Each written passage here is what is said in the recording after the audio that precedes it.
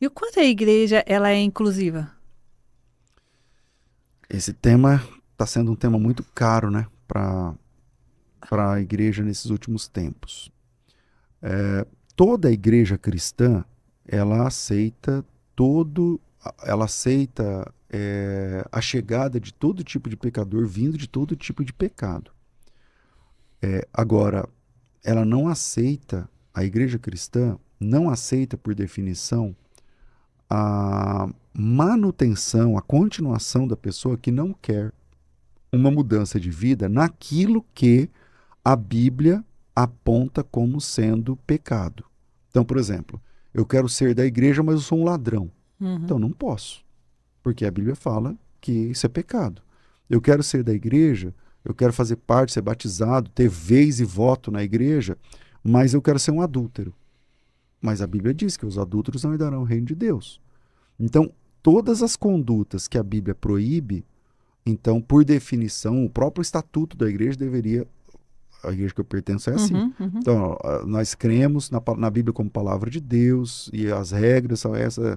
Então, a igreja inclusiva é a igreja que alcança o pecador, mas que tem por missão a transformação do ser humano através do evangelho. E fica quem aceita passar pelo processo de transformação. E hoje a gente tem visto abrir-se. Por que eu perguntei na questão da igreja inclusiva? Porque hoje isso mudou. Né? Quando a gente escuta falar em igreja inclusiva, a gente está vendo igrejas que são adeptas a receber pessoas que se sentem excluídos de uma determinada denominação. Uhum. Então, existe uma oportunidade onde eu vou ali, eu ouço o evangelho da maneira que me convém. Né? Então, eu pego a palavra de Deus, eu trago dentro de um contexto e é onde sou atraído por aquela palavra, por aquele falso evangelho, dentro do evangelho, né, pronunciado da forma onde vai agradar, e eu sou conivente com o pecado, me rotulo como um servo de Deus, entro com obras, entro com caridade, entro em ações, está tudo bem. E a verdadeira igreja, inclusive, que somos nós, a nossa igreja, onde a gente tem que receber o pecador, para que ali ele tenha a oportunidade de falar, de ouvir de fato o verdadeiro evangelho e se converter, está acabando.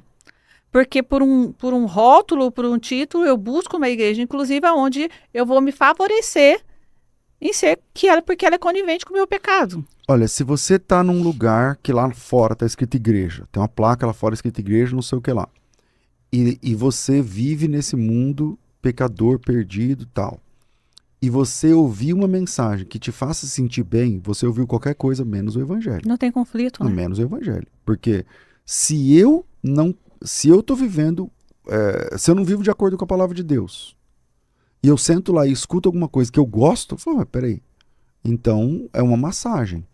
Só que hoje, eu não posso generalizar. Eu não sou Deus, então não tem como saber. Mas o que se vê, muitas vezes, é um crescimento de pregadores que não são expositores do texto bíblico, são repetidores da moda coach. Então, essa ideia do coach, que aqui no Brasil se banalizou, porque Sim. é um trabalho muito interessante do coach, mas os pregadores começaram a ter essa ideia do coach. E o que é a ideia do coach? Que tudo que você tem para resolver sua vida está dentro de você, e eu só vou te ajudar, tal. Só que isso não funciona no evangelho. Porque, veja só, você está perdido no mundo. Você está no seu pai, está na sua mãe, Não, alguém tem culpa você dos está seus perdido atos. no mundo. Aí eu chego em você e falo assim, a resposta para a sua salvação está dentro de você. Mentira, não, não. Isso não é evangelho. A resposta para a salvação da sua alma não está em você.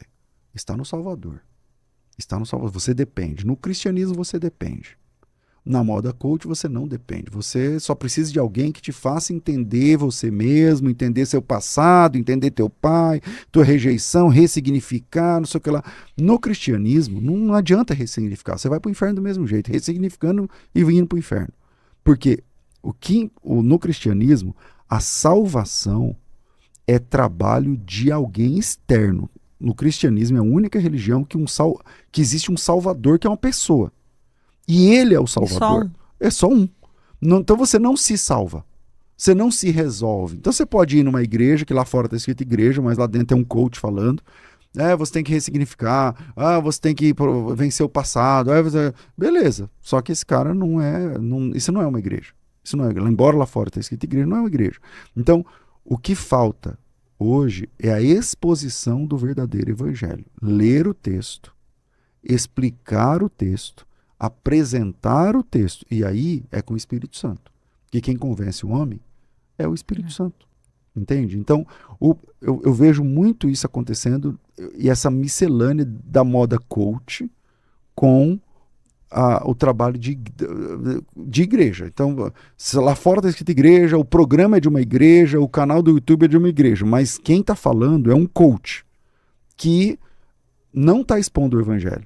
Ele está pegando os esquemas, as ferramentas da neurociência, da programação neurolinguística e tal, do PNL, e trazendo para... Que funciona muito numa terapia. Mas funciona muito numa terapia, é muito legal e profundamente importante. Mas evangelho é o seguinte, a resposta não está com você não, Xará. A resposta não está... Pode procurar. Pode sair procurando, faz terapia, regrade, até onde você quiser. Existe uma pessoa só que vai te salvar. E esse Salvador é o carpinteiro. É Jesus Cristo de Nazaré. E ele é o Salvador. Não está em você a resposta. Você pode reconfigurar o que você quiser. Não está em você. Porque em nenhum outro há salvação. Porque debaixo do céu, nenhum outro nome é dado entre os homens, pelo qual importa que sejamos salvos. Isso é a base do Evangelho. Isso é Atos capítulo 4. Entende? Então, eu vejo assim com um pouco de preocupação essa nova moda.